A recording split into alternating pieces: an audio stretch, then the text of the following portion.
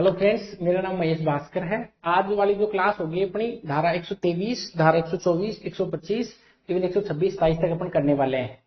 समझ में आ रहा होगा आप लोगों के। देखिए फटाफट हो गए, एक क्लास और होगी तो 140 तक की धाराएं पूरी हो जाएंगी। इसका मतलब अपना 7वां अध्याय पूरा हो जाएगा, आधे से ज्यादा पोर्शन आपका कंप्लीट हो जाएगा। ठीक है, तो सबसे पहले तो अपन देख लेते हैं कि अपन को आज कितना क्या करना है। तो सबसे पहले 1, 2, 3, 123 की जो धारा इसमें खर्चों के बारे में लिखा गया था, जो अपने बात लास्ट क्लास में थोड़ी सी कर ली थी, थोड़ी सी रह गई थी। आज 124 भी देखेंगे, 125 भी देखेंगे, इवन 126 भी देख लेंगे। ये वाली धाराएं आज अपन देखने वाले हैं। क्लियर? तो अभी अपन जो करने वाले हैं वो 123 करने वाले हैं। 123 को देसी भाषा में समझना है। देसी भाषा का मतलब ये होता है कि मान लेते हैं कि किसी व्यक्ति ने टैक्स के लिए अपील करी। समझते हैं इसको। टैक्स के लिए क्या करी? अपील। अपील किसको करी? नगर पालिका को। बात समझ में आ गई? नगर पालिका को टैक्स के लिए अपील करी। अब अपील में ये समझ में आया कि साहब इस व्यक्ति से ज्यादा टैक्स वसूला गया है, ज्यादा टैक्स वसूला गया है। साथ ही साथ इसके 10 दिन और खराब हो गए यहाँ पे अपील करने में, ये कुछ करने में। तो जो अपीली अधिकारी है वो क्या कहेगा, जिसके पास अपील की गई है, कि इस व्यक्ति को टैक्स की राशि तो देनी देनी है जो ली ज्यादा, साथ में इसको कुछ अन्य खर्चे भी देने चाहिए। अन्य खर्चे अर्थात इसका जो भी खर्चा हुआ है नगर पालिका में आने जाने का, वो कुछ खर्चा भी देना चाहिए। कितने दिन में? 30 डेज में इसको ये अमाउंट पे करना वापस से। ये बात 123 में लिखी गई है। बात समझ में आ गई? तो क्या लिखेंगे 123 में? लिखिए खर्चों के बारे में। खर्चों के बारे में लिखिए अपीली अधिकारी द्वारा, अपीली अधिकारी द्वारा, अपीली अधिकारी द्वारा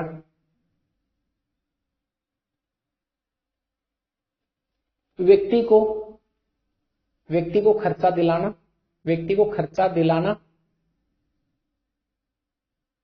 उसके विवेकाधीन होगा। मतलब उसके दिमाग पर निर्भर है कि दिलाया नहीं दिलाए, दे या नहीं दे खर्चा, उसके विवेकाधीन होगा। ये लाइन आप अंडरलाइन कर लीजिए, विवेकाधीन वाली, उसके विवेकाधीन होगा, के विवेकाधीन होगा। मतलब पिछली क्लास में इसको डिस्कस करने से रह गए थे लिखने से। तो 123 में खर्चे सबसे पहले कौन दिलाएगा, कितने दिन में दिलाएगा, बाध्यता है या नहीं है, 3 बातें। देखिए मुझे ऐसा लगता है कि कई बार एग्जामिनर माइन्यूट क्वेश्चन बनाता है अंदर जाकर, तो वो यहां से निकल सकता है। कैसे? खर्चे कौन दिलाएगा? तो अपीली अधिकारी।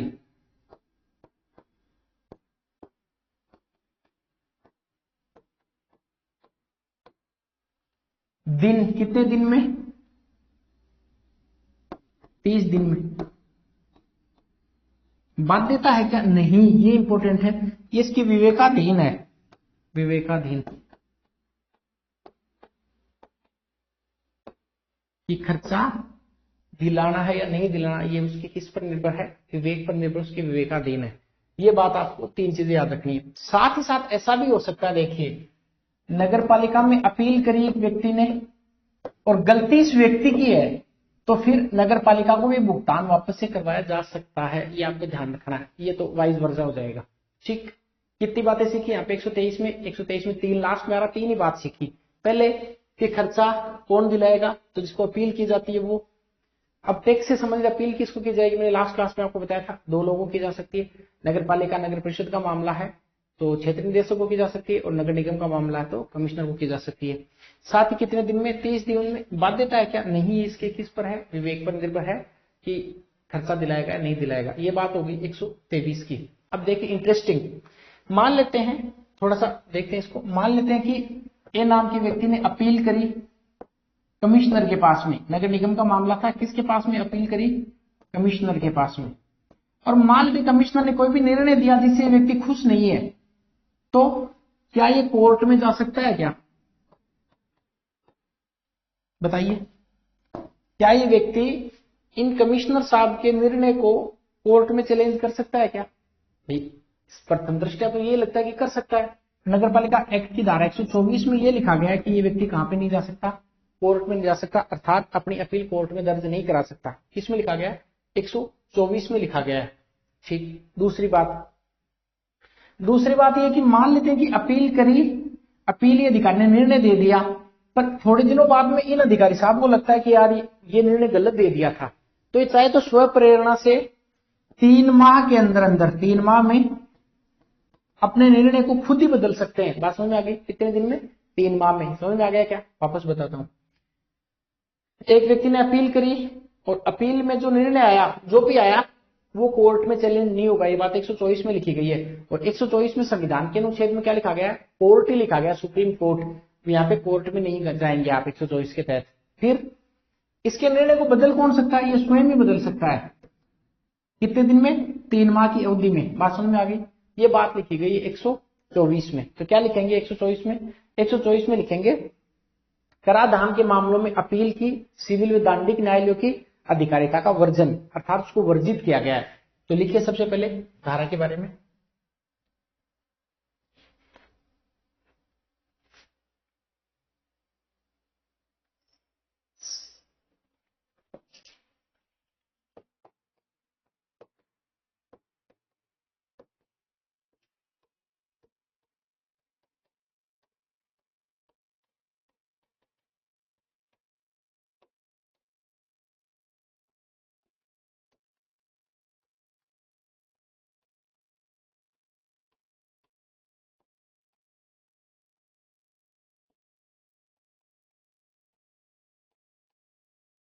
ये बात इसलिए लिख रहा हूं क्योंकि ओरिजिनल एक्ट के कुछ शब्दावली पेपर में आएगी।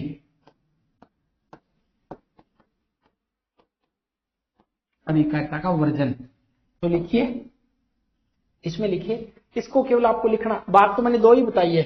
एक तो कि न्यायालय में नहीं जाएंगे, न्यायालय में मामला नहीं जाएगा, पहली बात तो कोर्ट में नहीं जाएगा। और दूसरा ये अपीली अधिकारी स्वयं ही स्व प्रेरणा से 3 माह में निर्णय क्या कर सकता है? बदल सकता है। लिख लीजिए, मैं इसको बोल के लिखवाता हूं, है इंपॉर्टेंट ये। तो लिखिए, अब ये सिविल कोर्ट क्या होता है, दांडिक कोर्ट क्या होता है, जो मैंने सुप्रीम कोर्ट पढ़ाया है, अब देखेंगे पॉलिटी वाले सेक्शन में, पहला वीडियो उसमें मैंने बता रखा है सिविल न्यायालय क्या होता है, दांडिक न्यायालय क्या होता है, जेएम क्या होता है, आप इसको जो डिस्ट्रिक्ट कोर्ट बोलते हैं वो क्या होता है, सेशन कोर्ट क्या होता है, म्युनिसिपल कोर्ट क्या होता है, और इसके बाद मेट्रोपॉलिटन कोर्ट कौन सा होता है, मैंने बता रखा उस वीडियो में। तो आप यहाँ पे उसको देखें तो भी चल जाएगा, नहीं देखे तो भी चल जाएगा, क्योंकि वो ये परीक्षा में ये पूछेगा नहीं कि सिविल और दांडिक न्यायालय क्या होता है। यहाँ पे ये पूछेगा कि सिविल और दांडिक न्यायालय की अधिकारिता को वर्जित किया गया है। ये बात कहाँ पे लिखी गई है? ये बात 124 में लिखी गई है। पहले तो आपको ये ध्यान रखना है। तो आपको क्या लिखना है इसमें? लिखिए, कराधान के मामले को सिविल व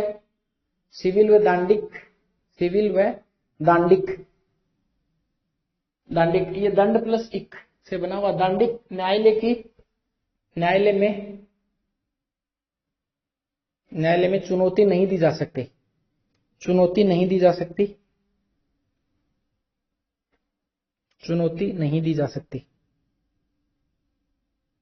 ठीक, नहीं दी जा सकती।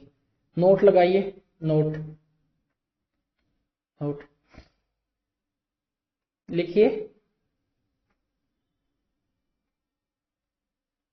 अपीलीय अधिकारी स्व प्रेरणा से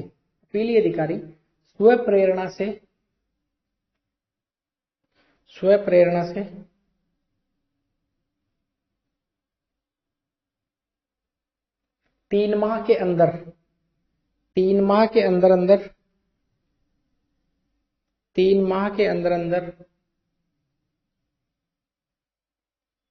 अपने निर्णय को बदल सकता है।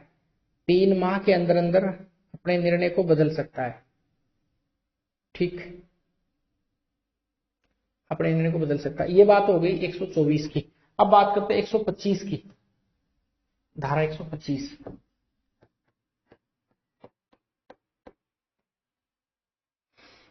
इसकी हेडिंग है व्यावर्तियां।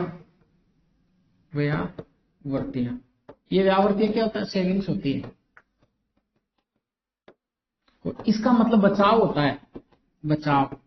थोड़ा सा आपको ध्यान जरूर रखना है कि व्यावर्तियों की बात कहां पे लिखी गई है। व्यावर्तियों की बात 125 में, 125 में व्यावर्तियों की बात लिखी गई है। कैसे लिखी गई है वो समझते हैं। मान लेते हैं कि व्यवहारिक एग्जाम्पल से आपने कोई भी चोरी करी, मान लेते हैं। आपने तो क्यों करी होगी, किसी ने चोरी करी मान लेते हैं, और पुलिस से एक वारंट जारी किया जाता है इस आदमी के खिलाफ। ऐसे व्यवहारिक एग्जाम्पल है। और उसका नाम मान लेते हैं कि मुकेश है उसका नाम, और मुकेश में स्पेलिंग यू की जगह ए लिखी गई, बाकी सारा सब कुछ ठीक है, और पता भी है कि इसी आदमी ने चोरी करी है और वो स्पेलिंग मिस्टेक है। वारंट जारी कर दिया, वारंट इस आदमी के पास में आएगा, मुकेश के पास में।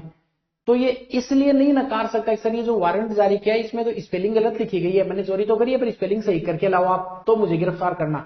नहीं, नगर पालिका एक्ट में भी ये लिखा गया है कि अगर मान लेते हैं कि कोई व्यक्ति ऐसा है जिस पर कोई बकाया है या कोई टैक्स उससे वसूलना है या उसके खिलाफ कोई वारंट जारी करना है, अगर उसमें कोई भी मिस्टेक है, फॉर्मेट की मिस्टेक है, या फिर ऐसा हो सकता है कि उसमें मान लेते हैं कि कोई नोटिस है, कोई बिल है, इनकी कोई मिस्टेक है, तो उनको आप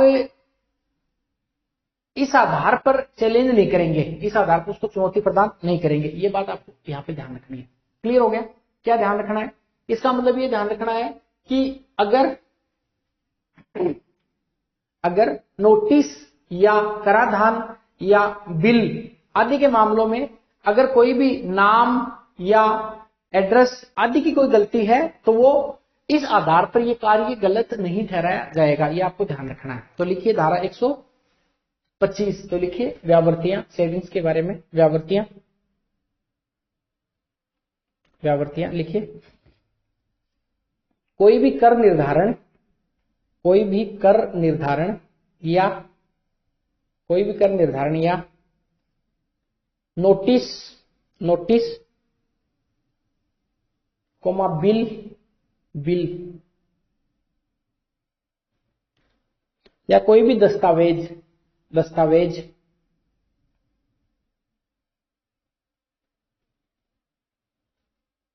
में, दस्तावेज में अगर त्रुटि है, गलती है, त्रुटि है तो वह छूट का आधार नहीं बनेगा, वह छूट का आधार नहीं बनेगा, वह छूट का आधार नहीं बनेगा। ये बात किस में लिखी गई है? ये बात 125 में लिखी गई है व्यावर्तियों में। परीक्षा में पूछेगा? नहीं पूछेगा। बस इतना याद रखना कि व्यावर्तियों की बात 125 में लिखी गई है। ठीक है, 25 और माथापच्ची मिलता जुलता है कि अगर कोई गलत तरीके से माथापच्ची होगी तो उसको स्वीकार्य कर देंगे, वो गलत तरीके से नहीं ठहरा जाएगा। ठीक है, तो अभी तक अपन ने क्या क्या देख लिया? अभी तक अपन ने देख लिया धारा 123 देखा, 124 देखा, 125 देखा, अब 126 देखेंगे। देखिए 123 में क्या था? खर्चों की बात थी, खर्चे दिलाए जाएंगे, हाँ कितने दिन में? 30 दिन में। 124 में क्या था? कोर्ट की चॉइस नहीं रहेगी। 125 में अगर कोई माथापच्ची हो गई है गलत तरीके की तो वो छूट का आधार नहीं बनेगा। 126 में दायित्व प्रकट करने की बाध्यता, इसका मतलब दायित्व प्रकट करने की बाध्यता का मतलब होता है कि या तो कोई नगरपालिका अधिकारी या मुख्य नगरपालिका अधिकारी या कोई और ऐसा अधिकारी जिसको टैक्स आदि की जिम्मेदारी दी गई है, टैक्स कलेक्शन की जिम्मेदारी मान सकते हैं, टैक्स उद्ग्रहण की जिम्मेदारी मान सकते हैं, तो ये फिर उसका दायित्व होगा, उसको वो डिटेल्स प्रोवाइड करवानी पड़ेगी नगरपालिका को। ठीक है, तो लिखिए धारा 126, 126 में लिखिए दायित्व प्रकट करने की बाध्यता।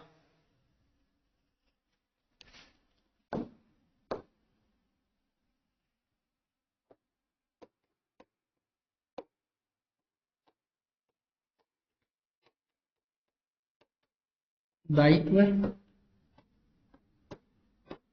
प्रकट करने की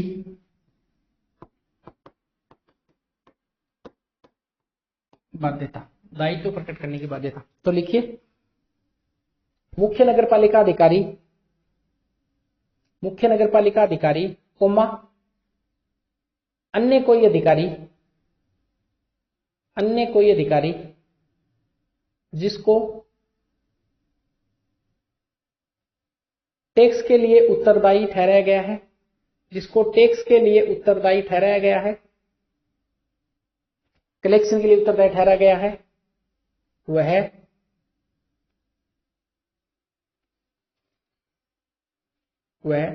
आवश्यक दस्तावेज,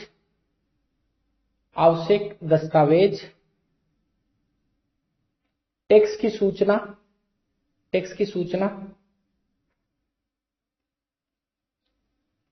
सूचना आदि का प्रबंधन करेगा।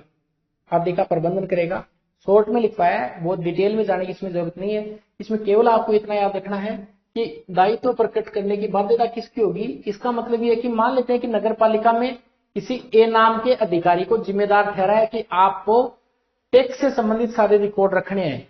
ये बात टैक्स की चलेगी सारी 126 लिखा गया है कि आपको टैक्स से संबंधित सारे रिकॉर्ड रखने हैं। तो ये रिकॉर्ड रखते टाइम कौन टैक्स देगा, कितनी रकम होगी, कैसे वसूल किया जाएगा, वसूली की प्रक्रिया क्या होगी, ये सारी डिटेल है ये अधिकारी रखेगा। ये बात कहां पे लिखी गई है, 126 में लिखी गई है। इसके बाद में है 127, इसी से जुड़ा हुआ है, करों को वसूल करने का कर्तव्य। टैक्स वसूल कौन करेगा, या तो मुख्य नगर पालिका अधिकारी या अन्य कोई इस कार्य के लिए प्राधिकृत व्यक्ति टैक्स वसूली का कार्य उसका होगा। 127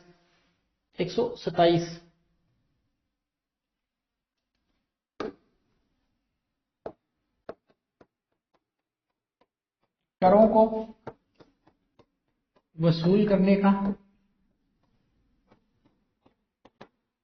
कर्तव्य। आपको कुछ याद आ रहा हो तो भारत के संविधान में अनुच्छेद जो 27 है वहां पे कर की बात ही की गई है कि धर्म के नाम पर टैक्स नहीं लिया जाएगा। वो वहां पे बाध्यता है, फीस ली जा सकती है, टैक्स नहीं लिया जाएगा, या टैक्स उद्गृहित किया गया है उसको किसी धर्म विशेष में खर्च नहीं करेंगे। वो बात 27 में लिखी गई। यहाँ पे 27 में करों की बात है, टैक्स की बात है, तो थोड़ा सा लिंक करके याद कर लीजिए।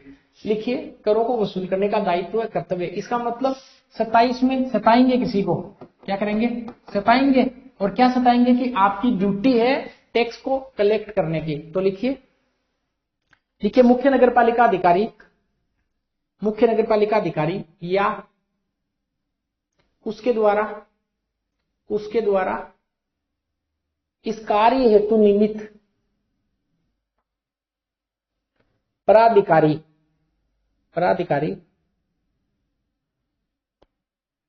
टैक्स वसूल के लिए उत्तरदायी होगा। आप जब ईओ बनेंगे तो आप रेस्पॉन्सिबल होंगे टैक्स वसूली के लिए, या उसके द्वारा प्राधिकृत कोई अधिकारी टैक्स वसूली के लिए उत्तरदायी होगा। बात समझ में आ गई।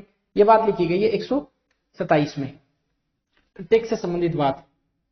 125 में क्या था याद कीजिए, व्यावर्तियों के बारे में। 126 में क्या था, दायित्व प्रकट करने की बाध्यता। थोड़ा सा याद करवा देता हूं आपको मैं। देखिए शॉर्ट कैसे लिखेंगे, 123। ये समझाने वाला कुछ था नहीं आज की क्लास में, इसलिए आपको ऐसा बोरिंग सा भी लगा होगा। 125, 126 और 127। 123 में क्या था, खर्चों के बारे में बात थी। कितनी बात याद रखेंगे, 2। 30 दिन में और विवेक पर निर्भर है। 124 में क्या कोर्ट में जा सकते हैं, नहीं, कोर्ट में नहीं जाएंगे। तो वो खुद ही अधिकारी हो, 3 माह में अपना डिसीजन रिवाइव कर सकता चाहे तो। 125 में व्यावर्तियां मतलब बचाव है कि कोई त्रुटि हो गई तो वो आधार नहीं बनेगा। 126 में दायित्व प्रकट करने की बाध्यता, दायित्व प्रकट बाध्यता। और 127 में ये कर कौन वसूलेगा, कर वसूल अधिकारी। तो 123 खर्चों के बारे में बात है। 124 में वैसे भी अब याद करते, 24 में क्या है, 124 में सुप्रीम कोर्ट है। तो यहां भी कोर्ट की बात है कि कोर्ट को बैन किया गया कि आप यहां पे इंटरव्यू नहीं करेंगे। 125 में माथापच्ची अगर होगी तो उसका बचाव कर देंगे। 26 में आपको याद रखना कि यहाँ पे बाध्यता है, 26-27 दोनों जुड़े हुए हैं। वो पहले क्या करेगा, डिटेल इकट्ठा करेगा, 27 में क्या करेगा, उसकी वसूली करेगा। ये बात लिखी गई 127 में।